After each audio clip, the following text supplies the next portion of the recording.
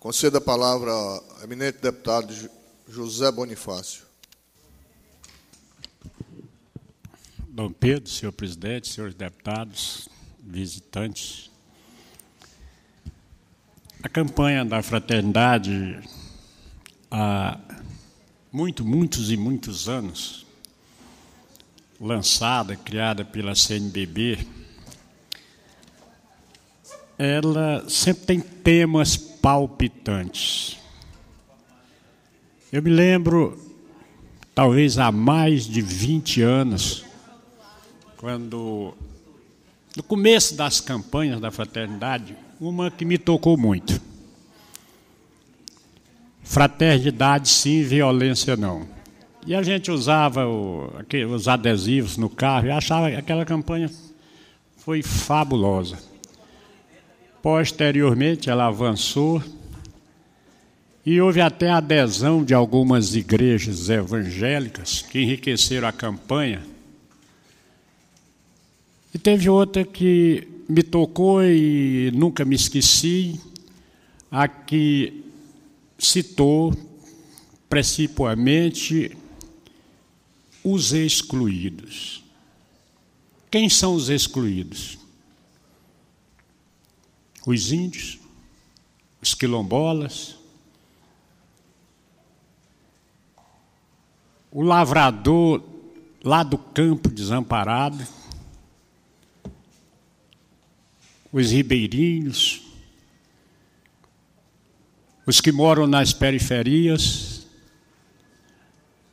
muitos e muitos brasileiros tocantinenses que vivem abaixo da linha de pobreza. No Brasil existe assim um paradigma. A Amazônia é o pulmão do mundo. Mas o Brasil é o celeiro do mundo. Tem que haver um desenvolvimento sustentável. Eu lendo a carta aqui e vejo que tem muita coisa que tem avançado. Os problemas estão a caça e a pesca ilegal. Eu me lembro da atuação da polícia ambiental. Nós temos um batalhão de polícia ambiental, uma companhia, que prende, processa quem eles acham com um tatu, uma banda de paca. Eu me lembro da Polícia Federal aqui no Tocantins, vindo de Goiânia ainda, para processar um cidadão que foi pego com uma banda de uma paca. Então a polícia tem agido. Eu assisto lá no norte do Tocantins a repressão a quem cria pássaros, às vezes 2, 3 pássaros, uma arara, a quem faz um tanque de peixe sem as respectivas licenças, e que são multados, e a gente, como parlamentar, ainda vai tentar achar defesa para essas multas, até às vezes por desconhecimento do cidadão. O desmatamento tem repressão. Não se vê tanto transporte ilegal de madeira, até porque a polícia rodoviária, as polícias militares, o batalhão ambiental prende. E o cidadão é multado, perde, e às vezes essa madeira vai servir a causas sociais. Eu consegui a doação de madeira apreendida para construir todos os bancos da Igreja da Santíssima Trindade em Tocantinópolis. Essas madeiras são doadas também às prefeituras para atender às causas sociais na distribuição de casas populares. Então, há uma ação. Produtos minerais esse Tocantins não tem. Pouca coisa. Extração ilegal de palmito. Nós temos uma lei, até que eu considero draconiana, que proíbe até o cidadão do campo queimar o coco babaçu pego lá debaixo do pé, até para o seu sustento. Tem uma lei que proíbe isso. Que como lei que não pega, ela é tolerada e o cidadão... Mas nós não podemos ter hoje uma carvoeira que queime o coco que se perde nas matas de babaçu desse estado por obra de uma lei que nós, a Assembleia, nos tempos passados, fez. O desmatamento das nascentes, grave, mas isso é mais um problema de educação, porque o próprio cidadão do campo, pelo desconhecimento, o faz. A captação das águas dos rios para irrigação de grandes projetos. Gente, nós assistimos esses dias o Nordeste empolgado, por que não dizer a nação empolgada com a inauguração da transposição do Rio São Francisco para atender vários estados do Nordeste em proteção àqueles cidadãos que estão passando sede, mas se tirando a água de um rio que está há anos e anos na UTI. O Rio São Francisco está numa situação 10 vezes pior do que o Tocantins, estão transpondo as suas águas. E se vê um projeto nesse Brasil de transpor as águas do Tocantins para o São Francisco. Olha só. Mas como a campanha da fraternidade, ela é uma continuação dos vários problemas do globo, do ser humano, e que se concretiza neste ano com cuidar da casa comum. Casa comum é a Terra, é o planeta. Antes cuidou do usuário da casa comum. O condômino os condôminos que teriam que respeitar a terra, mas que precisam sobreviver. E eu aqui no meus pensamentos, às vezes distraído aqui por isso aqui que a invenção é pior que já fizeram, porque distrai, retira do senso. Gente, o que se prenuncia para este país nesses dias? Esqueci de dizer uma coisa. Não terminei. A falta de esgotamento sanitário na maioria das cidades. Meu Deus. Que sorte as cidades que não têm esgotamento sanitário.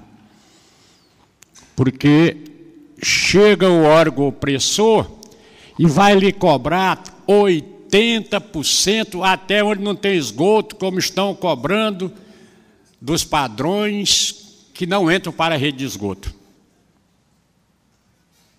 Quem quer isso? É preferível você ter sua fossa, ninguém quer esgoto. Não é coisa de pobre, é coisa de rico. As queimadas, essas são graves. Quem toca fogo no cerrado? Os próprios índios lá na sua terra, para facilitar a caça, os ribeirinhos. Eu me lembro que uma vez eu vim de Imperatriz e assisti o cidadão tocando fogo ali na estrada. E eu fiquei tão indignado que cheguei na delegacia de Campestre, denunciei lá para a polícia, era o batalhão, e fui embora. Quando eu chego lá em Tocantinópolis, eu tinha esquecido a minha bolsa no balcão da polícia, isso foi castigo, porque eu fui denunciar os outros. É preferível, aliás, é coisa de educação. A gente vê que o governo, o IBAMA, faz as brigadas de incêndio nas aldeias, contrata os índios que tocam fogo para que eles mesmos apaguem o fogo. É uma atuação. Mas eu queria chegar num denominador da união das campanhas da fraternidade do passado e de agora. Os excluídos, os índios, quilombolas, estão sob uma ameaça que pode lhes dificultar a própria existência. Ontem eu ouvi o presidente Temer, assim, até alterado, falando que a reforma da Previdência não tira direito de ninguém. Quem é que está perdendo direito? Ele não é. Mas vocês imaginaram o índio, o quilombola, o sertanejo, coitado, que vive de um pedacinho de terra para a sua sobrevivência, às vezes praticando crime ambiental, ter que recolher INSS, se aposentar depois daquela luta sob um sol causticante, sobre a chuva, sobre as intempéries, sobre a maior intempérie do mundo, que é a falta de conhecimento e cultura, às vezes sem ter a quem recorrer, a não ser a Deus. Que crime contra a humanidade, que crime contra a criação, porque ela atinge a maior criação de Deus, que é o homem, que foi criado à sua semelhança. E eu acredito que a Igreja Católica, as igrejas evangélicas, aqueles que estudaram a Bíblia, aqueles que amam a própria humanidade, têm a responsabilidade de também se pronunciar e dizer não. Não adianta mascararmos aqui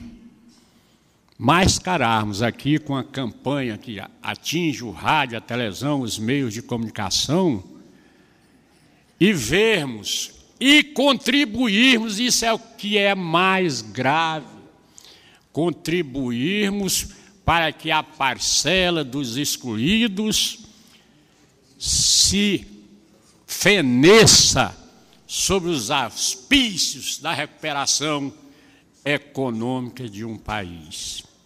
Eu fico triste quando vejo deputado Tony Andrade, Dom Pedro Brito.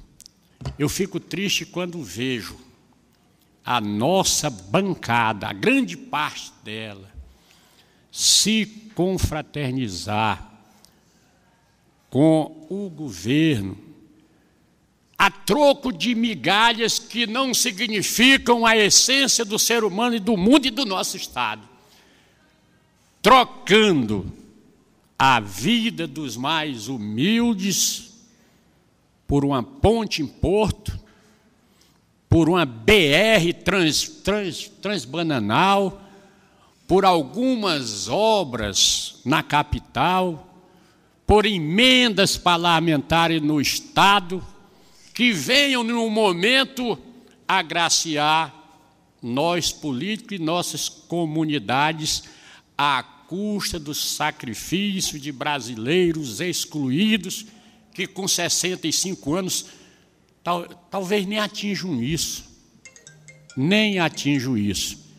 Eu gostaria de conclamar a Igreja Católica, que eu faço parte, desde que fui batizado, que nasci dentro de uma família religiosa, para que associe a casa comum, o habitante da casa comum, principalmente aqueles que moram debaixo da natureza, nas casas feitas de sapê, coberto de palha, e eles queimando coco babaçu, produzindo para comer, não para contribuir com essa nação rica, poderosa, mas destinada aos mais favorecidos, aos mais ricos. E que os nossos políticos se empenhem que vender esses excluídos por algum benefício temporário não justifica o mandato que o povo lhes outorgou. Muito obrigado.